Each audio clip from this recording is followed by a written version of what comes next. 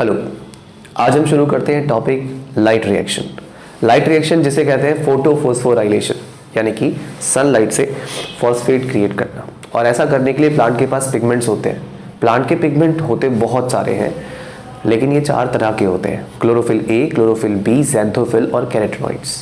ये 4 तरह के पिगमेंट्स में से क्लोरोफिल ए मेजर होता है, यानी कि रिएक्शन सेंटर, और बाकी के 3 एक्सेसरी होते हैं जो इसकी मदद करते हैं टू स्प्लिट वाटर मॉलिक्यूल, पानी को तोड़ने में मदद करते हैं। प्लांट्स के पास पिगमेंट होते हैं 4 तरह के, और चारों पिगमेंट्स को एक साथ हम लोग बोलते हैं लाइट हार्वेस्टिंग कॉम्प्लेक्स। तो ये जो लाइट हार्वेस्टिंग कॉम्प्लेक्स होता है बच्चों, याद रखिए, लाइट हार्वेस्टिंग कॉम्प्लेक्स और इलेक्ट्रॉन एक्सेप्टर, इनको हम लोग साथ में बोलते हैं फोटोसिस्टम। यस, क्या बोलते हैं? फोटोसिस्टम। तो ये फोटोसिस्टम भी 2 तरह के होते हैं, फोटोसिस्टम 1 एंड फोटोसिस्टम 2। क्या होता है फोटोसिस्टम? कई सारी चीज़ें जब मिलकर काम करें कोऑर्डिनेटेड मैनर में तो वो एक सिस्टम बनाती है। तो लाइट को इस्तेमाल करने के लिए प्लांट के पिगमेंट्स मिलकर काम करते हैं। तो वो पिगमेंट जब मिलकर काम कर रहे हैं तो they make a system called photosystem. और ये जो भी फोटोसिस्टम मैं आपको बता रहा हूँ, ये होते हैं थाइलाकॉइड की मेम्ब्रेन पे। तो थाइलाकॉइड की मेम्ब्रेन जिस पर पड़ती है लाइट, ठीक है, और लाइट जो रेडिएशन यूज़ करते हैं प्लांट, वो होती है 400 से 700 नैनोमीटर की लाइट। और इस लाइट की वजह से यहाँ पर इस मेम्ब्रेन पे पानी टूटता है अंदर वाली साइड पे। तो ये जो फोटो सिस्टम होते हैं बच्चों, ये 2 तरह के होते हैं। एक होता है फोटो सिस्टम 2 और एक होता है फोटो सिस्टम 1। अब आप सोचो कि मैंने 2 अलग अलग लिख दिए फोटो सिस्टम, और पहले 2 लिखा है फिर 1 लिखा है। तो ऐसा इसलिए लिखा है क्योंकि फोटो सिस्टम 2 जो है वो पहले काम करता है, फोटो सिस्टम 1 बाद में काम करता है। एनसीईआरटी में लिखा हुआ है ये पेज नंबर 211 पे कि इनका नाम इनके ऑर्डर ऑफ डिस्कवरी के हिसाब से दिया गया है कि पहले कौन डिस्कवर हुआ फिर बाद में कौन डिस्कवर हुआ। जबकि ये जो फोटो सिस्टम 2 है ये फंक्शन के हिसाब से पहले काम करता है, फोटो सिस्टम 1 इसके बाद काम करता है। तो इनके नाम in the order of their discovery है। इसमें भी एक इलेक्ट्रॉन एक्सेप्टर होगा और नीचे की तरफ लाइट हार्वेस्टिंग कॉम्प्लेक्स होगा। ये जो लाइट हार्वेस्टिंग कॉम्प्लेक्स होते हैं बच्चों, ये 2 तरह के होते हैं। एक होता है P680 और एक होता है P700। जो P680 है उसकी रेंज 680 तक की होती है, नैनोमीटर तक की। ये आप मानकर चलिए कि 400 से लेकर के 700 तक की लाइट तो प्लांट यूज़ करते ही करते हैं। तो 400 से 700 तक की जो पूरी कंप्लीट यूज़ करे वो होता है P700। लेकिन जो 400 से लेकर के 680 तक की रेंज को यूज़ करे वो होता है फोटो सिस्टम 2, यानी LHC P680। यहाँ पे P स्टैंड्स फॉर फोटोफॉस्फोराइलेशन, यानी लाइट से फॉस्फेट बनाना। समझ में आ रहा है आपको? ठीक है, तो मैं ज़रा समझा देता हूँ ये फोटो सिस्टम कहाँ कहाँ पे कैसे प्रेजेंट होते हैं। जो भी चीज़ मैं आपको बता रहा हूँ ये सब क्लोरोप्लास्ट के अंदर होता है, सब कुछ क्लोरोप्लास्ट के अंदर होता है। तो क्लोरोप्लास्ट, जिसको आप लोग food factory of the plant कहते हैं, उसके अंदर स्पेस होता है, बहुत सारी खाली जगह होती है। इस खाली जगह को बोलते हैं स्ट्रोमा। और स्ट्रोमा के अंदर डिस्क लाइक स्ट्रक्चर्स होते हैं जिनको हम लोग बोलते हैं थाइलाकॉइड्स। और थाइलाकॉइड जब एक दूसरे के ऊपर इस तरीके से रखे होते हैं दे मेक ग्रेना, और ये आपस में जुड़े हुए भी होते हैं, जिसको बोलते हैं स्ट्रोमा लैमिना। अब होता क्या है, ये एक थाइलाकॉइड है, ये दूसरा थाइलाकॉइड। तो थाइलाकॉइड एक दूसरे के ऊपर रखे हुए हैं, ध्यान से देखिए। और ऐसे इधर भी है थाइलाकॉइड्स।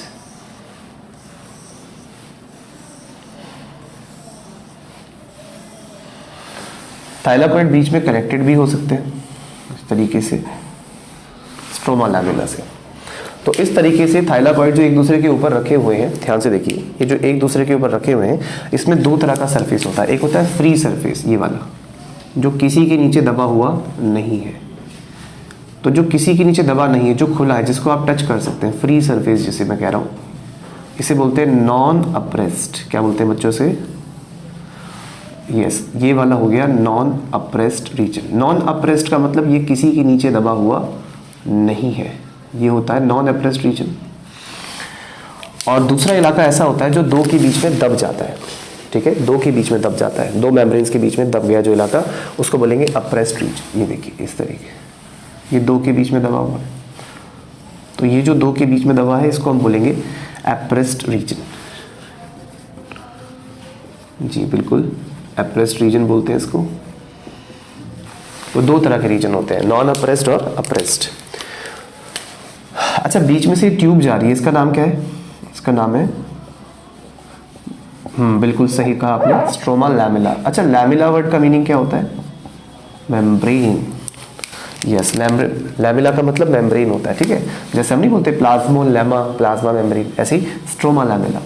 तो स्ट्रोमा लैमेला आपको कैसा लग रहा है? अप्रेस लग रहा है कि नॉन अप्रेस लग रहा है? नॉन अप्रेस लग रहा है भाई, ये तो किसी के नीचे दबा हुआ लग ही नहीं रहा है। अब क्योंकि स्ट्रोमा लैमेला नॉन अप्रेस्ड लग रहा है तो इसमें, ठीक है, ये पूरा फ्री सरफेस हो गया इसका, है ना, कहीं से भी दबा हुआ नहीं है, कहीं से भी दबा हुआ नहीं है। तो हमें एक बात याद रखनी है कि जो नॉन अप्रेस्ड रीजन होता है, देखिए इस चीज़ को थोड़ा सिंपल कर लेते हैं।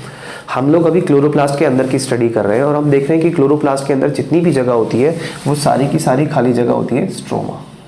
और स्ट्रोमा में डिस्क जैसे स्ट्रक्चर रखे होते हैं, इन डिस्क लाइक स्ट्रक्चर्स को बोलते हैं थाइलाकॉइड।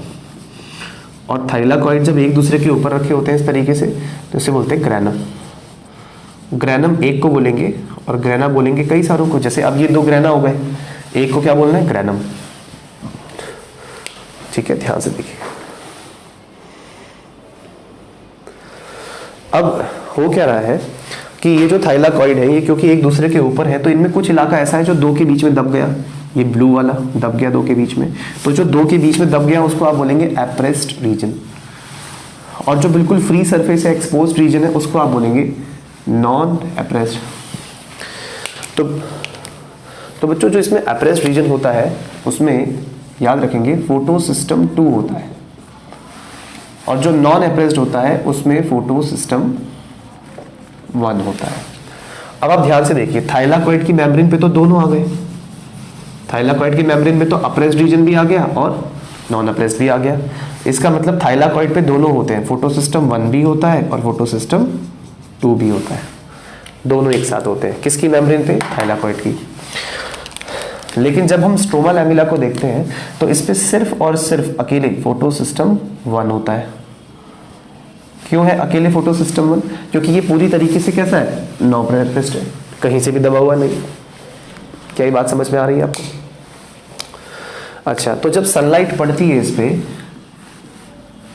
तो स्प्लिटिंग ऑफ वाटर होता है, यानी पानी का मॉलिक्यूल टूटता है, और पानी का मॉलिक्यूल टूटता है मेम्ब्रेन के अंदर वाली साइड, इधर की तरफ। तो जब पानी का मॉलिक्यूल मेम्ब्रेन के अंदर वाली साइड टूटेगा तो प्रोटॉन्स, इलेक्ट्रॉन्स और ऑक्सीजन, तो सब कुछ किसके अंदर हो गया? थाइलाकॉइड के अंदर। यानी थाइलाकॉइड के अंदर क्या जमा हो जाते हैं? प्रोटॉन्स जमा हो जाते हैं। क्या जमा हो जाते हैं? प्रोटॉन्स। ठीक है, तो ये चीज़ समझ में आ रही होगी आपको इतनी। स्क्रीनशॉट ले लो इसका।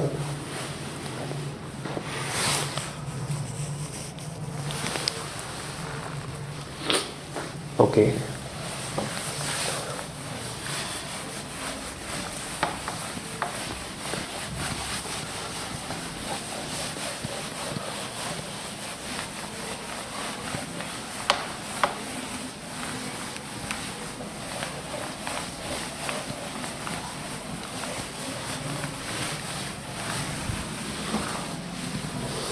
देखिए, तो अब हम पढ़ेंगे पहले नॉन साइक्लिक। तो नॉन साइक्लिक, देखिए वर्ड्स को मिला मिला के पढ़ेंगे तो चीज़ें आसान हो जाएंगी, और यही होती है टाइमोलॉजी कि आप शब्दों को मिलाकर पढ़ें। नॉन साइक्लिक का मतलब होता है किसी एक पॉइंट से शुरू करना लेकिन वापस वहीं पे नहीं आ रहे हम लोग। और यहाँ पर इस्तेमाल होगा सनलाइट का, तो वर्ड यूज़ करेंगे फोटो। इससे बनेगी एनर्जी, तो एनर्जी के लिए वर्ड यूज़ करते हैं फॉस्फो। और हमने सीखा है कि जब कुछ बना रहे हो, सिंथेसिस कर रहे हो, तो वर्ड यूज़ करेंगे राइलेशन। राइलेशन मतलब कि सिंथेसिस। तो पूरा वर्ड जो बना वो क्या बना? Non cyclic photo phosphorylation. ठीक है, ये एक्सप्लेन किसने किया था? ये एक्सप्लेन किया था रॉबर्ट हिल नाम के साइंटिस्ट ने। ठीक है, रॉबर्ट हिल ने इसे एक्सप्लेन किया था, इसीलिए इसको जेड स्कीम या इसको हिल स्कीम भी कहते हैं। जेड स्कीम तो कहते ही कहते हैं, हिल स्कीम भी कहते हैं। कोई भी टॉपिक पढ़ते वक्त ये बात जरूर ध्यान रखें कि ये चीज़ हो कहाँ पे रही है, तभी वो चीज़ लंबे समय तक आपको याद रहेगी। इसकी लोकेशन है थाइलाकॉइड मेम्ब्रेन, तो इसकी साइट आपको याद रखनी है on the thylakoid membrane. Thylakoid membrane पे हो रहा है। देखिए क्या हो रहा है, अल्टीमेट सोर्स ऑफ एनर्जी सबको पता है, कौन है? सन। सन के बिना कुछ नहीं हो सकता, तो सन से आ रही है सनलाइट, क्या सारी सनलाइट फोटोसिंथेसिस के काम आती है? नहीं, सिर्फ विजिबल लाइट काम आती है, ओनली विजिबल लाइट। और विजिबल लाइट में भी कौन सा? 400 से 700 नैनोमीटर। अच्छा, यहाँ पे है लाइट हार्वेस्टिंग कॉम्प्लेक्स। तो पहले जो लाइट हार्वेस्टिंग कॉम्प्लेक्स है वो है P680, ठीक है। इसके बाद जो लाइट हार्वेस्टिंग कॉम्प्लेक्स है वो है P7, ठीक है। तो P680 और P700। तो यहाँ पर सनलाइट के पड़ने से फोटो इलेक्ट्रिक इफेक्ट होता है। फोटो इलेक्ट्रिक इफेक्ट क्यों होता है बच्चों, इसको समझेंगे थोड़ा ध्यान से। आप लोग अच्छे से जानते हो कि क्लोरोफिल ग्रीन कलर का एक पिगमेंट है और क्लोरोफिल हर ग्रीन प्लांट के पास होता है, लेकिन क्लोरोफिल का जो स्ट्रक्चर है वो टेडपोल के जैसा होता है। किसके जैसा होता है? टेडपोल। याद रखना इस बात को, क्लोरोफिल टेडपोल जैसा दिखता है। क्लोरोफिल में एक पोरफायरिन रिंग होती है, पोरफायरिन रिंग, और इसके पीछे एक लंबी पूंछ होती है जिसको बोलते हैं फाइटोल टेल। क्या बोलते हैं? Phytol tail. इसके बीचों बीच मैग्नीशियम होता है। बीचों बीच क्या होता है? मैग्नीशियम। तो जैसे हमारा हीमोग्लोबिन रेड कलर का होता है बिकॉज ऑफ आयरन, ऐसे ही प्लांट्स का क्लोरोफिल ग्रीन होता है बिकॉज ऑफ मैग्नीशियम।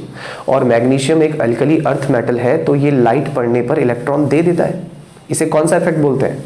इसे बोलते हैं फोटो इलेक्ट्रिक इफेक्ट।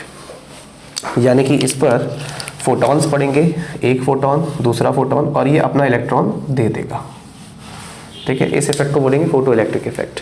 तो यहाँ पर वही होने वाला है, यहाँ से इलेक्ट्रॉन इजेक्ट हो जाएगा, एक्साइटेड होकर बाहर आ जाएगा।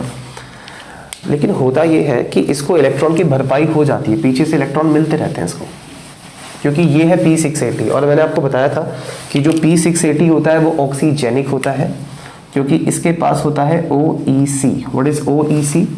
Oxygen evolving complex. तो यहाँ पर पानी का मॉलिक्यूल टूटता है, H2O।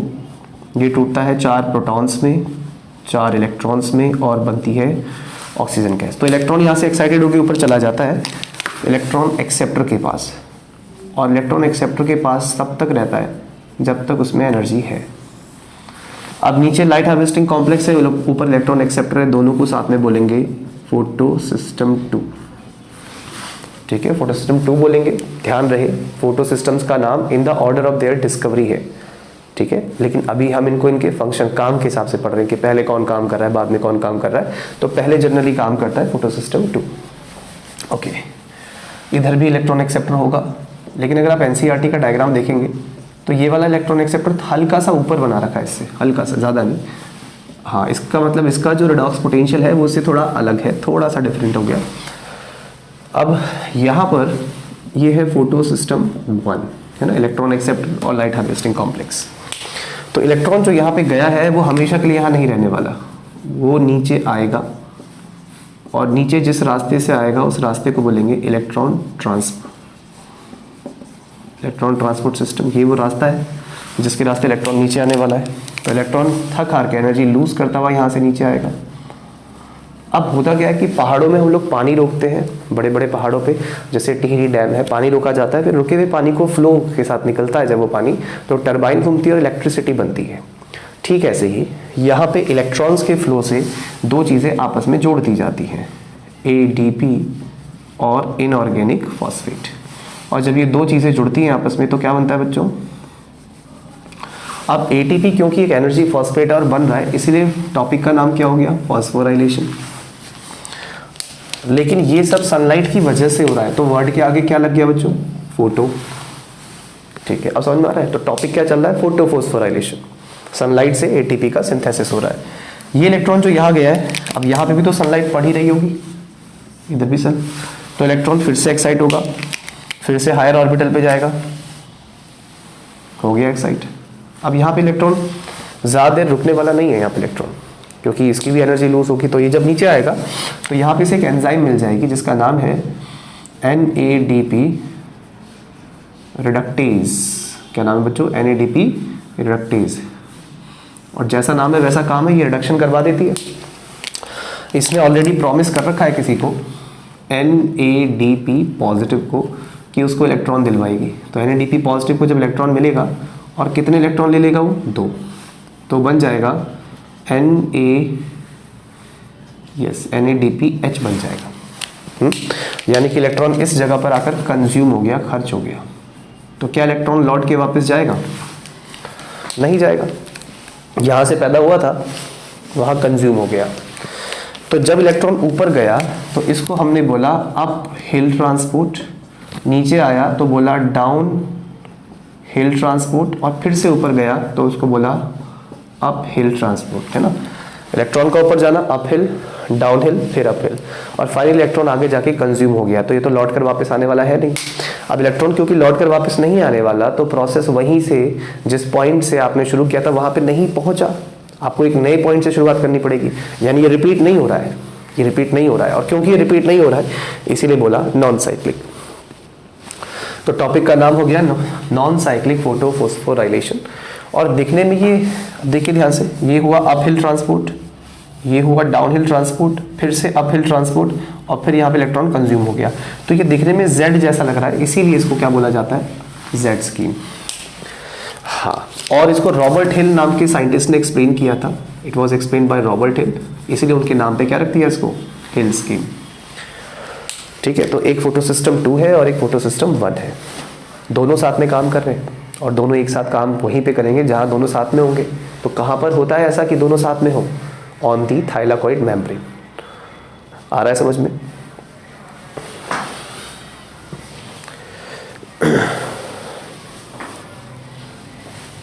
ठीक है, इसका स्क्रीनशॉट ले लीजिए।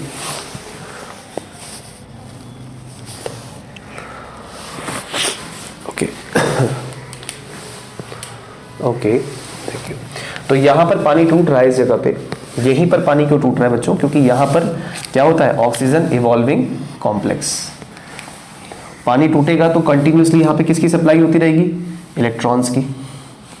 तो इलेक्ट्रॉन्स, यहाँ पर इलेक्ट्रॉन आप देखिए ना, यहाँ से इलेक्ट्रॉन तो गया, भाई लाइट पड़ी इस पे, इलेक्ट्रॉन चला गया, तो नया इलेक्ट्रॉन कहाँ से आएगा? क्योंकि इलेक्ट्रॉन तो वहाँ कंज्यूम हो रहा है। तो इलेक्ट्रॉन की कांस्टेंट सप्लाई, लगातार नए इलेक्ट्रॉन्स कौन देगा? वाटर। और इस प्रोसेस को आप लोग क्या बोलेंगे? फोटोलाइसिस। तो फोटोलाइसिस से पानी टूटा ऑक्सीजन इवॉल्विंग कॉम्प्लेक्स के द्वारा, जो कि होता है P680 के पास, यानी लाइट हार्वेस्टिंग कॉम्प्लेक्स। पानी टूटते ही जो इलेक्ट्रॉन बना वो एक्साइट हुआ और वो ऊपर चला गया अप हिल, फिर नीचे आया डाउन हिल, फिर ऊपर गया अप हिल, और फिर वो खर्च हो गया आगे किसके पास? NADP पॉजिटिव के पास। चलिए कर दूं अब इसको।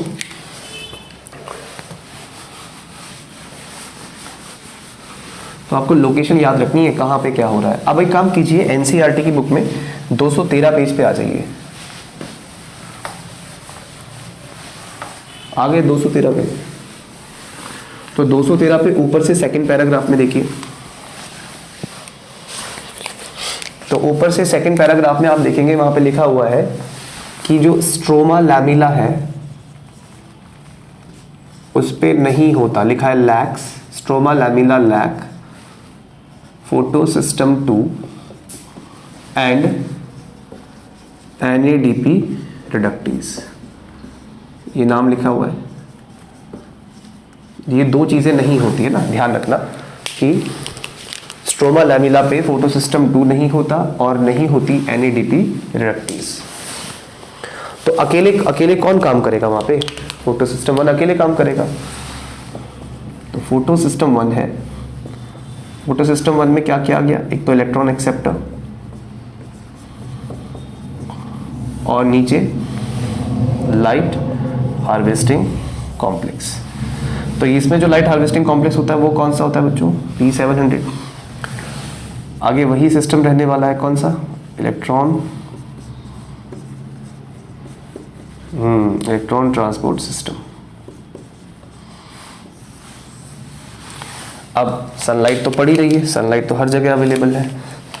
तो जब यहाँ पे सनलाइट पड़ेगी तो कौन सा इफेक्ट होगा बच्चों? Photo electric effect. क्योंकि क्लोरोफिल में किसका मॉलिक्यूल? मैग्नीशियम है। मैग्नीशियम एक फोटो इलेक्ट्रिक इफेक्ट दिखाने वाला मेटल है, तो अपना इलेक्ट्रॉन देगा। इलेक्ट्रॉन जैसे ही देगा, इसका इलेक्ट्रॉन एक्साइटेड होकर किसके पास जाएगा? इलेक्ट्रॉन एक्सेप्टर के पास। पर क्या यहाँ पे हमेशा रहने वाला है? नहीं, ये अपनी एनर्जी लूज करता हुआ नीचे आएगा। अब हमारे दिमाग में क्वेश्चन आता है, ये वापस कैसे आ गया यहाँ से? यहाँ पे तो खर्च हो जाता है। एक्चुअली यहाँ पे एंजाइम एब्सेंट है ना, कौन सी? NADP reductase. तो जब NADP रिडक्टेज एंजाइम ही एब्सेंट है तो कोई इलेक्ट्रॉन को कंज्यूम नहीं करेगा, तो इलेक्ट्रॉन जो जाएगा वो लौट के वापस आएगा, और वो वापस आएगा इलेक्ट्रॉन ट्रांसपोर्ट सिस्टम के थ्रू और फिर लाइट हार्वेस्टिंग कॉम्प्लेक्स के पास। तो जो इलेक्ट्रॉन का फ्लो है उससे जो एनर्जी बनेगी, उस एनर्जी की वजह से दो चीज़ों को आपस में जोड़ दिया जाएगा। कौन सी दो चीज़ें? ADP और इनऑर्गेनिक, और इन दोनों को जोड़ेंगे तो क्या बनेगा? ATP बनेगा। तो ये जो हो रहा है ये कैसा प्रोसेस हो रहा है? साइक्लिक।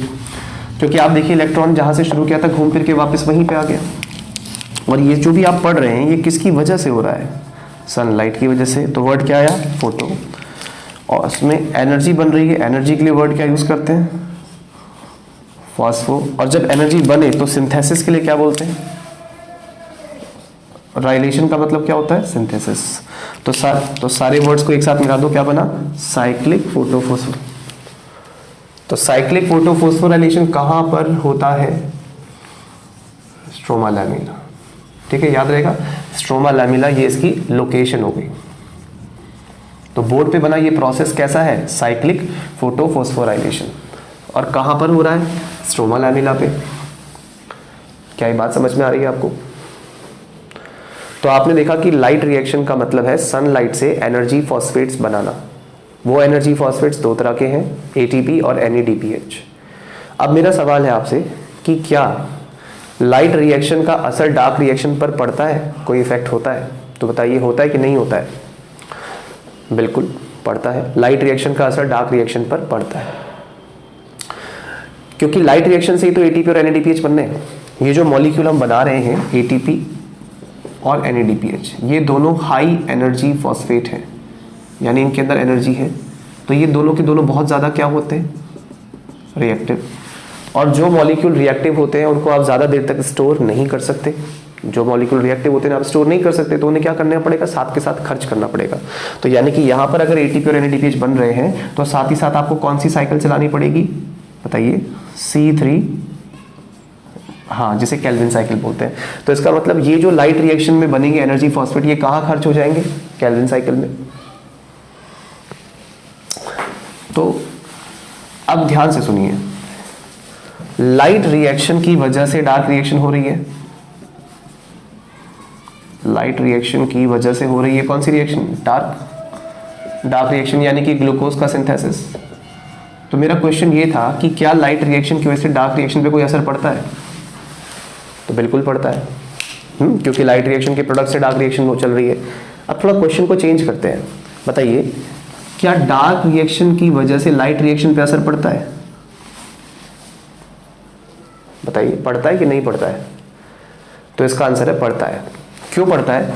क्योंकि डार्क रिएक्शन में अगर आप NCERT की बुक निकालेंगे तो उसमें पेज नंबर 217 पे केल्विन साइकिल बनी है, 217,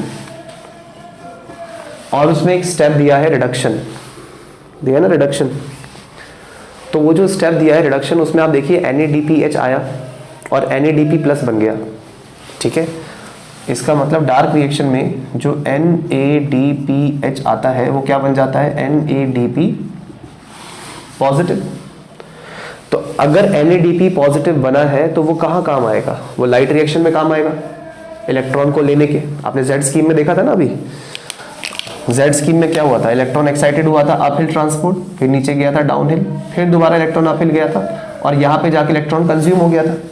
तो इस जगह पे जहाँ पे इलेक्ट्रॉन कंज्यूम हो गया था, इस इलेक्ट्रॉन को लेने आया कौन था? NADP पॉजिटिव आया था। अब अगर NADP पॉजिटिव ही नहीं होगा तो कोई आएगा इलेक्ट्रॉन को लेने? नहीं आएगा। इसका मतलब कि वो प्रोसेस फिर कंप्लीट नहीं हो पाएगा। आ रही बात समझ में? तो इलेक्ट्रॉन यहीं पे रह जाएगा और प्रोसेस बन जाएगा साइक्लिक। प्रोसेस क्या बन जाएगा? साइक्लिक। यानी अगर बिना डार्क रिएक्शन के लाइट रिएक्शन हो तो वो सिर्फ साइक्लिक वाली हो सकती है, नॉन साइक्लिक नहीं होगी। क्योंकि नॉन साइक्लिक करने के लिए आपको लगातार इलेक्ट्रॉन रिमूव करने पड़ेंगे, और लगातार इलेक्ट्रॉन रिमूव करने के लिए आपको चाहिए क्या? NADP positive. और वो तभी मिलेगा जब टाइम टू टाइम चल रही होगी कौन सी reaction? Dark reaction. I hope समझ में आई होगी बात। तो इसका मतलब डार्क रिएक्शन का भी असर होता है लाइट रिएक्शन। NADPH नाम तो सुना होगा आपने। ये नाम थोड़ा सा इरिटेट करता है, लंबा नाम है, बड़ा नाम है, कैसे याद करें? NADPH। Nicotinamide adenine dinucleotide phosphate. तो सिंपली हम लोग ऐसे याद कर सकते हैं कि जैसे कोई बूढ़ा आदमी है और वो तंबाकू खा रहा है, या आप ही क्यों नहीं खा रहे, तो कोई भी खा रहा हो, तो सबसे पहले क्या करना है, टोबैको निकालना है पुड़िया में से, है ना, निकोटिनामाइड, तो निकोटीन रखा है यहाँ पे, ठीक है। एडेनाइन, उसमें ऐड किया, क्या ऐड किया, चूना मिलाया उसमें स्वाद के लिए, तो निकोटिनामाइन एडेनाइन डाइन्यूक्लियोटाइड, मतलब 2 बार ऐसे थपकी मारनी, मिक्स हो गया।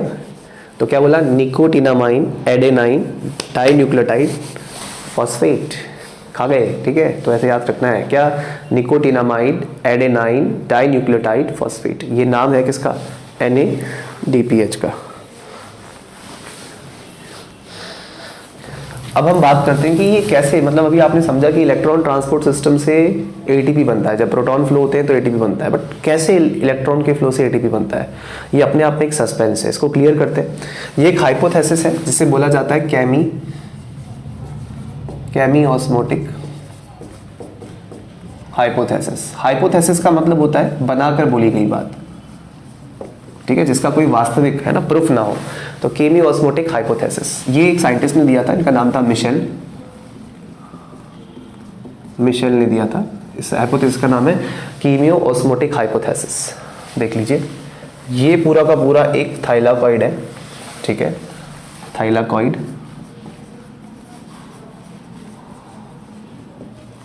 थाइलाकॉइड के अंदर जितनी जगह खाली है उसको कहते हैं ल्यूमन, और बाहर जो स्पेस है उसको बोलते हैं स्ट्रोमा। स्ट्रोमा है। अच्छा, यहाँ पर होते हैं फोटो सिस्टम, पहले होता है फोटो सिस्टम 2। वैसे तो ये रैंडमली बटे होते हैं, हमें नहीं पता कौन का है, लेकिन आपको समझाने के लिए हाइपोथेसिस के अकॉर्डिंग ये लगाया गया है। वैसे बहुत सारे पिगमेंट्स होते हैं, बहुत सारे फोटो सिस्टम होते हैं, इस तरीके से आप क्लियर नहीं कह सकते, बट क्योंकि हमें प्रोसेस को समझना है तो हम पहले फोटो सिस्टम 2 लेके चल रहे हैं, फिर आगे यहाँ पे फोटो सिस्टम 1। तो 2 फोटो सिस्टम है, और दोनों फोटो सिस्टम के बीच में साइटोक्रोम होते हैं। साइटो का मतलब हो गया सेल, क्रोम का मतलब पिगमेंट, तो सेल को कलर देने वाले। साइटोक्रोम 2 होते हैं, बी होता है और इसके साथ होता है साइटोक्रोम बी एंड एफ, 2 होते हैं। तो साइटोक्रोम्स को ना रेड कैरियर्स भी कहते हैं। रेड कैरियर इसलिए कहते हैं क्योंकि ये लाल रंग के होते हैं, इनमें आयरन होता है। साइटोक्रोम में आयरन होता है। आयरन एक ऐसा मेटल है जो इलेक्ट्रिसिटी का अच्छा कंडक्टर है, गुड कंडक्टर है, तो इलेक्ट्रॉन यहाँ से जाना पसंद करेंगे, इसीलिए इसको बोला इलेक्ट्रॉन ट्रांसपोर्ट सिस्टम।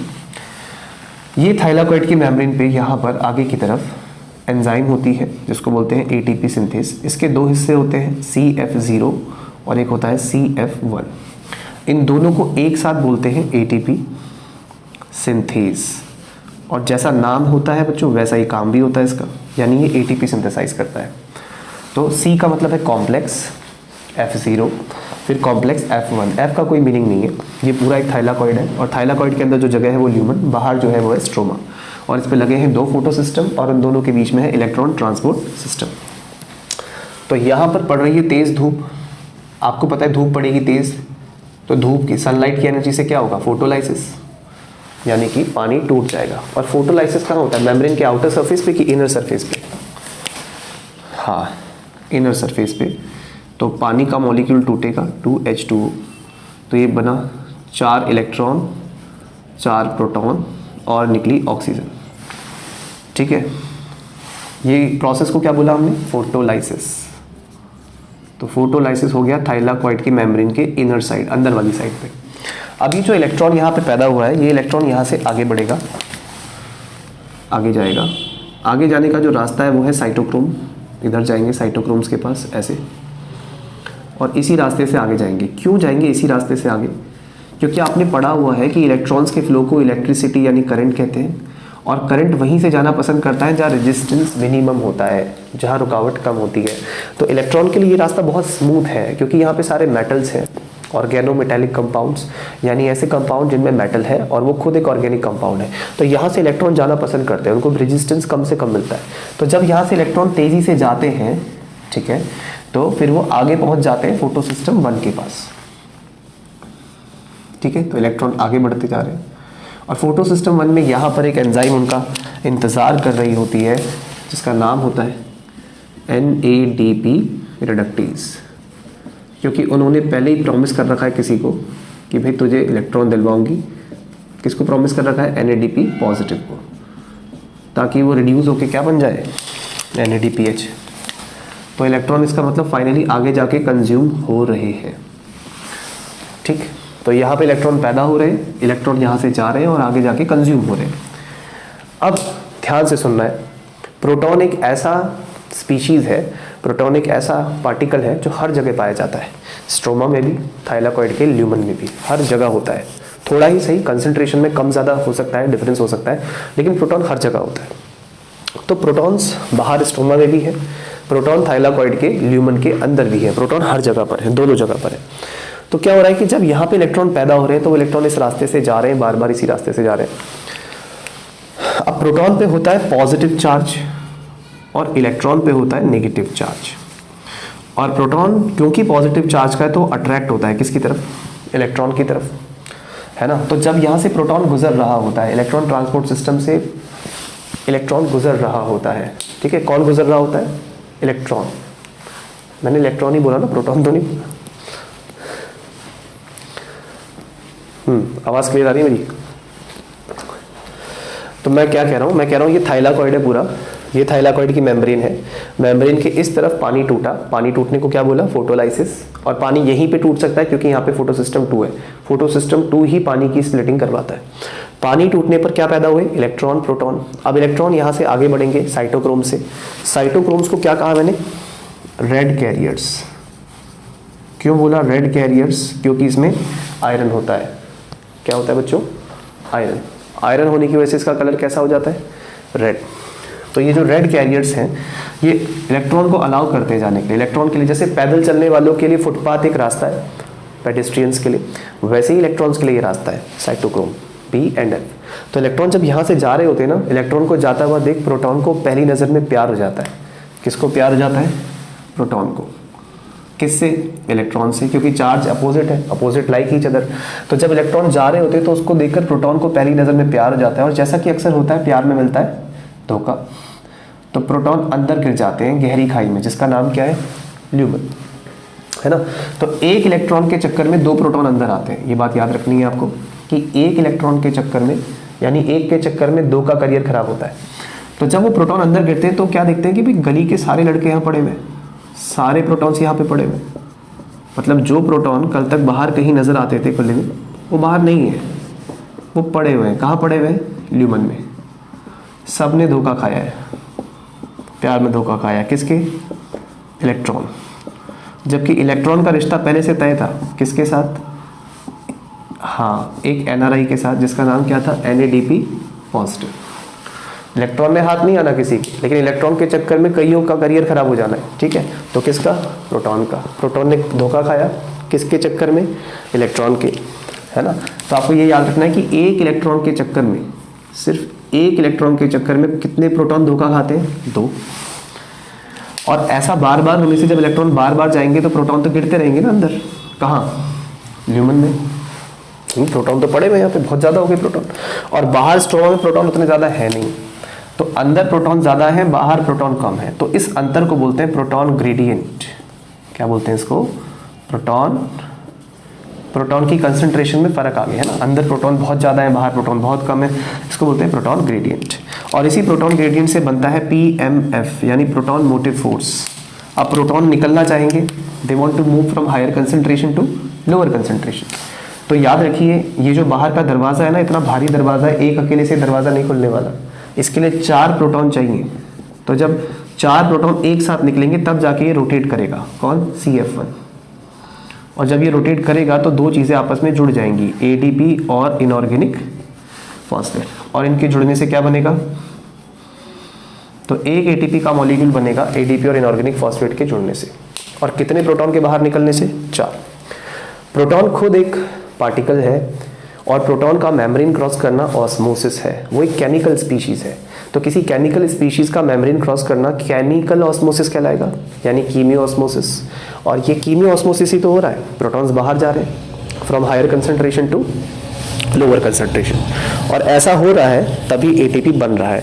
इसका मतलब ये हुआ साफ साफ कि इलेक्ट्रॉन के ट्रांसपोर्ट के साथ ATP का सिंथेसिस कपल्ड है। इधर इलेक्ट्रॉन जा रहे हैं तो इधर एटीपी बन रहा है, क्योंकि इलेक्ट्रॉन के बार बार जाने से प्रोटॉन्स अंदर गिरेंगे, कहाँ, ल्यूमन में, ठीक, प्रोटॉन गिरेंगे ल्यूमन में, और प्रोटॉन गिरने से प्रोटॉन के अंदर हो जाएगी हायर कंसंट्रेशन और बाहर हो जाएगी लोअर कंसंट्रेशन, और कंसंट्रेशन के अंतर को क्या कहेंगे, प्रोटॉन ग्रेडियंट।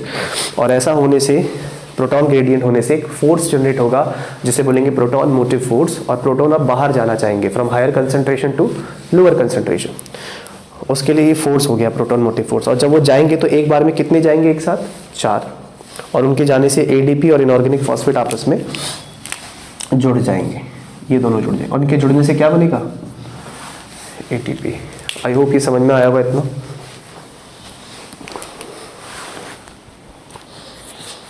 तो ये पूरा टॉपिक था हमारा कीमियो ऑस्मोटिक हाइपोथेसिस। ये इस बारे में था कि कैसे एटीपी सिंथेसिस होता है, how ATP is synthesized in the thylakoid. तो थाइलाकॉइड में एटीपी कैसे बन रहा है वो हमने देखा कि थाइलाकॉइड की मेम्ब्रेन जो है वो फोटोसिंथेसिस में लाइट को यूज़ करके पानी तोड़ रही है, पानी टूटने से प्रोटॉन बन रहा है, प्रोटॉन इकट्ठा हो रहे हैं तो प्रोटॉन ग्रेडियंट बन रहा है। ये प्रोटॉन ग्रेडियंट ड्राइविंग फोर्स का काम कर रहा है प्रोटॉन को बाहर भेजने के लिए, और जब प्रोटॉन बाहर जा रहे हैं तो केमिकल ऑस्मोसिस हो रहा है। इस ऑस्मोसिस से ये रोटेट हो रहा है, कौन, CF1 कॉम्प्लेक्स F1, इसमें कन्फर्मेशनल चेंजेस आ रहे हैं, इसकी शेप चेंज हो रही है, और इसकी शेप चेंज होने से एडीपी और इनऑर्गेनिक फॉस्फेट आपस में जुड़ रहे हैं, जिससे सिंथेसिस हो रहा है एटीपी का। अब देखते हैं कि 2H2O से कितने एटीपी बन रहे हैं। देखिए ये 2H2O लिखा है यहाँ पे, इसकी वजह से कितने प्रोटॉन आ गए, 4। अब 4 तो ये आ गए डायरेक्ट, है ना, 4 प्रोटॉन तो डायरेक्ट आ गए, लेकिन एक इलेक्ट्रॉन के चक्कर में कितने प्रोटॉन अंदर आते हैं, 2, तो 4 इलेक्ट्रॉन के चक्कर में कितने आएंगे, 8 प्रोटॉन, और 8 और 4 कितने होते हैं, तो 12 प्रोटॉन ये आ गए। यानी 2H2O की वजह से, ध्यान से देखिए, 2H2O की वजह से 12 प्रोटॉन अंदर आते हैं, ठीक। और आपको पता है कि 4 प्रोटॉन से एक एटीपी बन रहा है, 4 प्रोटॉन के बाहर जाने से क्या बन रहा है, एक एटीपी, तो 12 प्रोटॉन से कितना बनेगा, 3 एटीपी, है ना। देखो जरा, 4 प्रोटॉन से एक एटीपी बन रहा है तो 12 प्रोटॉन से कितना बनेगा, और हमें पता है कि ग्लूकोज बनाने के लिए 3 नहीं 18 एटीपी चाहिए, यानी इंटू 6, तो वाटर मॉलिक्यूल भी कितना होना चाहिए, इंटू 6, तो ये इंटू 6 करोगे तो कितना हो जाएगा, 12H2, तब जाके आपको मिलेगा कितना, 18। So this was chemiosmotic hypothesis. I hope ये समझ में आया होगा।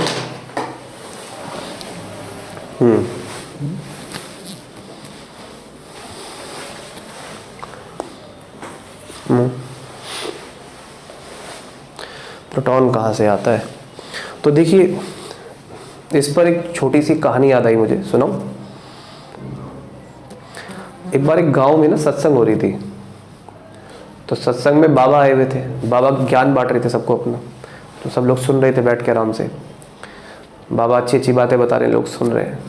सत्संग खत्म हुई, बाबा का जाने का टाइम हुआ। अब बाबा चलने को है गांव से, गांव वाले अपनी अपनी भेंट दे रहे हैं बाबा जी को, कोई राशन दे रहा है, कोई पैसे दे रहा है, और बाबा जी लोगों को आशीर्वाद देते हुए जा रहे हैं।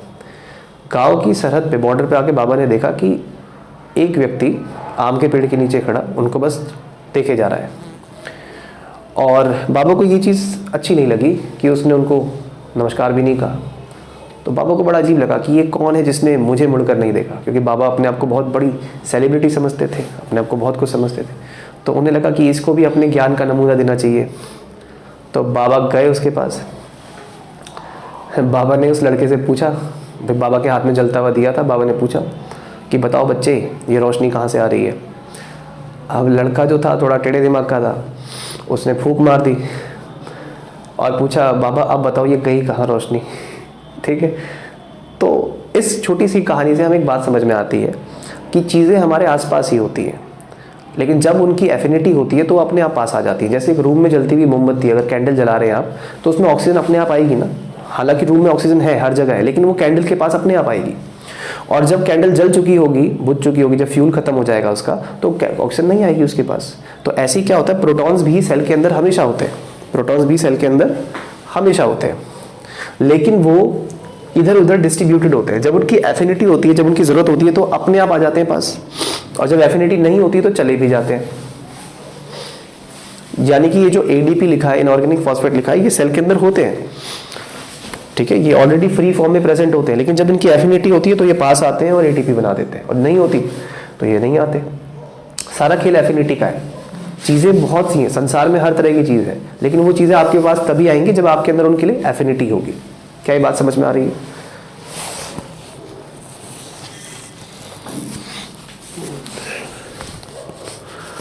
होगा, इसका भी टेस्ट होगा फोटोसिंथेसिस का।